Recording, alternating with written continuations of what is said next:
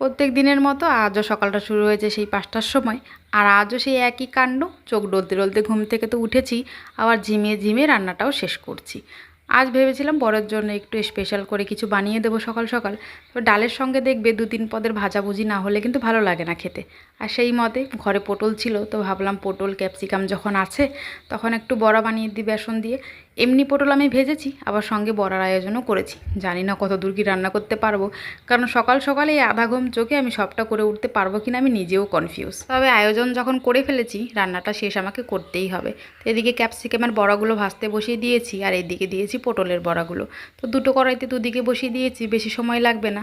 আর এদিকে আমার ঘরের কাণ্ড দেখো, আমাদের বিছানা আজকাল 2 জায়গাতে হচ্ছে। উপরে ছেলে একলা ঘুমায়, নিচে আমরা 3 জনে ঘুমাই।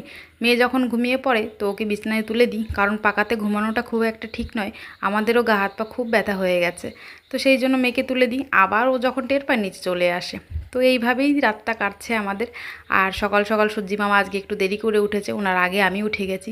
আর ঘরে এসে এখন বিছানাটা ঠিক করে নিচ্ছি। এসে দেখি আমার ছানা দুটো ঘুম থেকে উঠে পড়েছে, এবার ওদেরকে ব্রাশ করিয়ে তারপরে দেবো খেতে। এরপর আর সারাদিনের কোনো ভিডিও ক্লিপ নেইনি। এখন বাজে রাত্রে 8:30, আমরা রেডি হয়ে পড়েছি, যাবো একটু কাছের বাজারে, কারণ অনেকগুলোই আছে, তার মধ্যে একটাই তোমাদেরকে বলি, এই সব জিনিস কিনতে গেছিলাম। এখন অনেক কাজ বাকি আমার। তো আজকের মতো ভিডিওটা এখানেই শেষ করছি। সবাই ভালো থেকো, সুস্থ থেকো, চলো বাই বাই।